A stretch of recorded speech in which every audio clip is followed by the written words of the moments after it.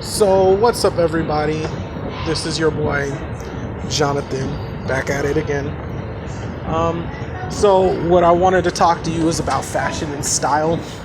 I haven't talked about fashion and style in a while, and so that's because, like, recently I've been caught up trying to prove everybody that looks don't matter as much as they think they do. It does. So yeah, I'm doing a fashion video. What I noticed is that in America, there's two types of fashion, right? There's theater fashion and there is practical fashion, right? And so the difference is theater fashion is all those aggressive, loud hip hop clothes that, you see the rappers wearing in the music videos and on stage and this, that, and the other, and the overpriced multicolored Jordans and the overpriced super distressed jeans, the bling jeans, and the wild t-shirts, everything overpriced, right? And that is theater fashion. Why? Because it comes from, people wear that when they do performances and stuff.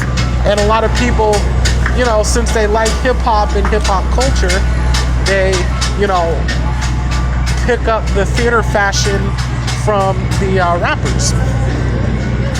And then you got practical fashion. Practical fashion is like what I'm wearing. Just some ordinary that's, socially acceptable, like, this Hawaiian shirt, you feel me? Like, it's just a Hawaiian shirt, like nobody's, and it's blue, so it's a neutral color. So like, no, I don't really stand out as much, like, it's a nice shirt, it looks neat and clean, but it's not like too wild and loud and aggressive, you know what I'm saying? And so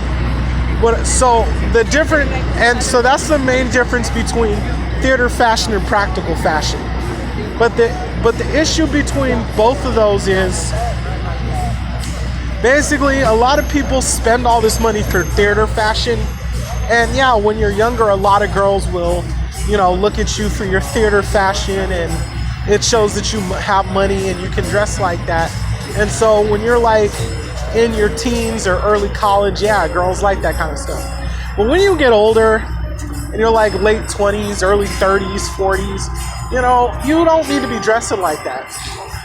And the reason is because you have to learn how to be a productive member in society, right? So you have to be able to go to work. You have to be able to go to religious functions. You have to be able to socialize as an adult in normal situations. So you can't be wearing all that loud, obnoxious fashion. Like, for instance, both jobs I have, I work with children and I work with families. So I'm not going to wear some loud, aggressive bling jeans hanging off my ass and some loud, aggressive, obnoxious, multicolored, $300 Jordans to work. Some loud, aggressive, colorful t-shirt that just blinds people when I go in there. And yeah, like I said, young girls might look at it and be like, ooh la la, but, people my age, they're like, you gotta grow up a little bit because that's not attractive. And then, when you're,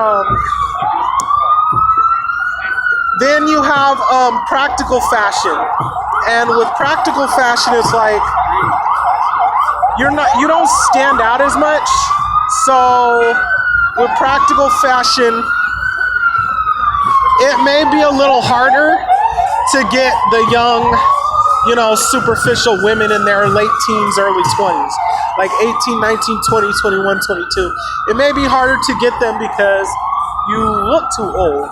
But at the end of the day, it's kind of like you have to look at it and think to yourself, okay, so one, you have to deal with a bunch of competition for a girl that young who looks really good. And like we said, that's a little superficial and you don't want those kind of women in your life. And the second issue is that basically,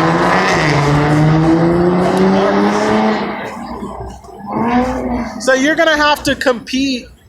You're going to have to compete with all these other men, right?